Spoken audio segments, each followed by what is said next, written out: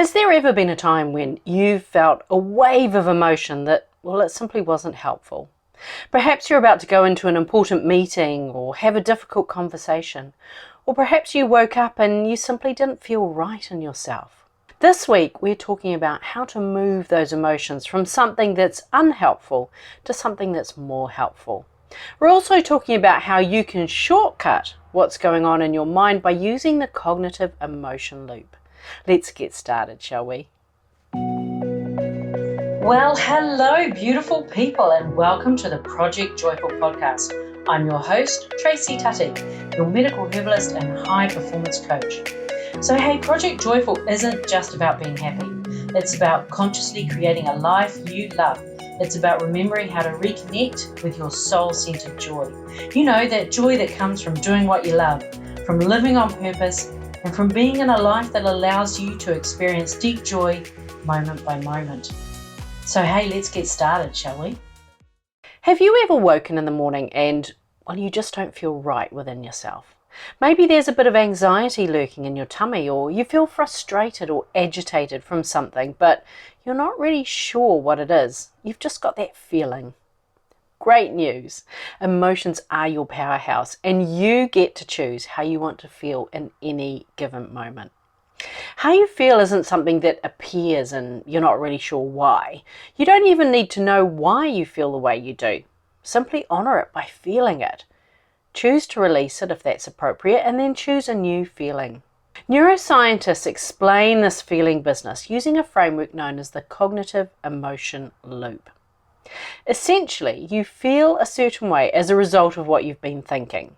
So thought creates the feeling. Your body feeds back those emotions or feelings to your amygdala. And as a result of your mind receiving feedback from your body, it generates another batch of thoughts that will create a similar feeling or the same feeling even in your body. Now, your hypothalamus is also involved in this complex feedback loop because it's responsible for your visceral and somatic responses to emotion, such as when you get goosebumps or the hairs on the back of your neck feel like they're standing on end. Now, the key here is that your mind generates new thoughts in response to the emotion that's communicated from your body to your mind. You could spend your time analysing your thoughts, and there is a place for that, particularly when exploring the beliefs you hold which generate the thoughts, which cause the feelings, which result in you acting in a particular way. It's fundamental if you want to change a behaviour. But when you're in the midst of a disempowering emotion, busting out your journal to analyse your thoughts is likely way down the list of things to do. This is when you use the cognitive emotion loop to change how you're feeling from an emotion that isn't helpful to a more helpful one so that you can do the thing. Choose to feel something else and your thoughts will follow. Now, you're probably thinking, well, yeah, that sounds good. So how do I do that? Enter the emotional freedom technique, or EFT for short. It's also referred to as tapping. EFT uses the system of meridians, which are the same as acupuncture and acupressure. And it involves tapping with the balls of your fingertips on specific pressure points on your face and your body, whilst voicing how you're feeling or thoughts that you're aware of. The pressure points are tapped in a specific sequence, and you do this 3 times. The first couple of rounds may involve you voicing disempowering emotions or thoughts that you're aware of. It's important to talk about what you're actually feeling rather than what you want to be feeling. And the final round involves voicing empowering emotions and thoughts. Now, I find this happens naturally as you tap away, and it often happens long before you get to the 3rd round, so it's not something you need to be thinking about. Now, I know my explaining of it makes it sound complicated, but once you do it a couple of times, you'll discover just how easy it is. Research reports that tapping can significantly reduce anxiety and that it can be beneficial for people with post-traumatic stress disorder, or PTSD, or depression. And studies show that tapping supports the mind and the body in releasing stress, reducing cortisol, and releasing negative emotions. It also brings about a feeling of calm and it regulates the central nervous system. So let me talk through it first. How do you do EFT? So before you begin, you take a moment and just notice how you're feeling. What's the name of this emotion that you're feeling? Where do you feel it in your body? On a scale of 0 to 10, with 0 being, well, it's not present at all, to 10 being you're feeling this emotion at its maximum intensity, where are you right now on that scale? Great. Okay, so first we start with a setup statement, and we repeat the setup phrase while making a karate chop movement to the side of our hand. We do this 3 times. So let's start with the setup phrase, then we can add the karate chop movement a bit later. So your statement always starts with, even though I, and then insert the feeling. And then this is followed with the statement, I deeply and completely love myself. So for example, if you're feeling anxious, it would be, even though I feel anxious, I deeply and completely love myself. Nice, huh? And then you repeat the statement, but this time you're bringing in acceptance. So for anxiety, it would be, even though I feel anxious, I deeply and completely accept myself. And then the final sentence is when you bring together love and acceptance. So in this case, it would be, even though I feel anxious, I deeply and completely love and accept myself.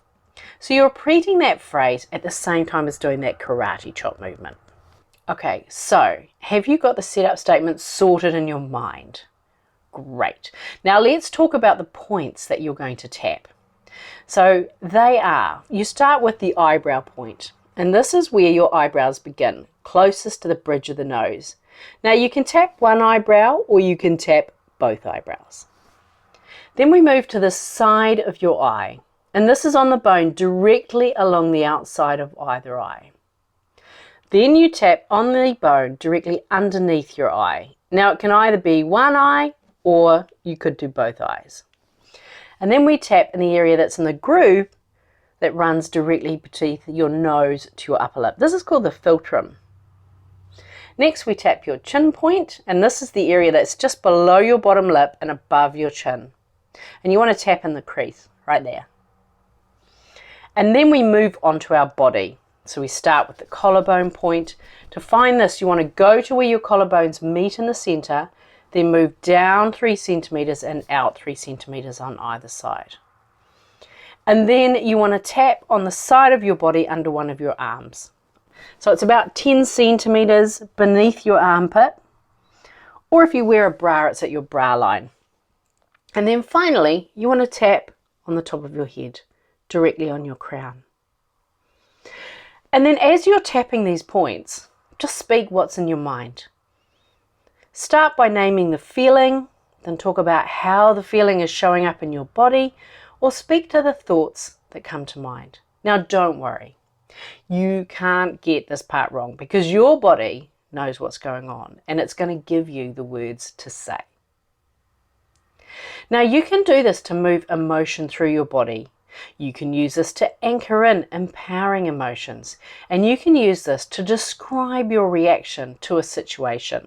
So let's do an example of this together, and I'm going to use one of the top 3 reported things that people are afraid of: public speaking. Okay, so here we go. Even though I'm afraid of speaking in public, I deeply and completely love myself. Even though I'm afraid of speaking up and being heard, I deeply and completely accept myself. Even though I'm afraid of speaking out in public, I deeply and completely love and accept myself. This anxiety, this fear of speaking in public, I'm afraid of using my voice. This fear of public speaking. I feel anxious when I think about speaking up in public. I feel afraid, I feel sick in my stomach. And yet I know there are things that I want to say. I know my voice deserves to be heard. I feel paralyzed. I'm afraid I'll make a fool of myself. I'm afraid I'll be laughed at. I'm afraid people will think I'm an idiot. I'm afraid I won't know what to say. Nothing I say is worth speaking about. I feel afraid. This anxiety, I feel it releasing now. I have things that I want to say. I deserve to be heard. I'm willing to speak up in public. I'm ready to speak. I'm excited to speak about what I want to speak about. I'm really looking forward to speaking in that meeting. I'm so grateful I've got the opportunity to speak in this meeting. Now take a moment, think about that fear of speaking in public. And on a scale of 0 to 10, just rate where it is now. Where are you with that fear of speaking out? Good.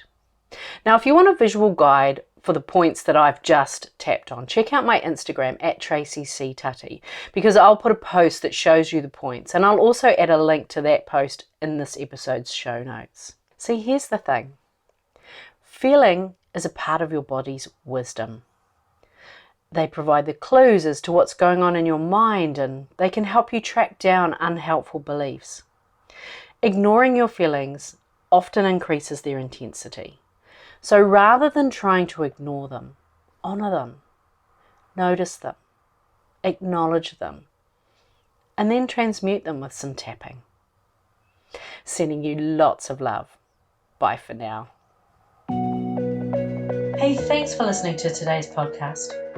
Can I ask you a favour? If our conversation spoke to you today, could you please take a moment to leave a 5-star review? Your review will help people discover this podcast, and together we can create a world where there's even more love and more laughter. And if you want to hear more from the Project Joyful podcast, just click the subscribe button. Bye for now.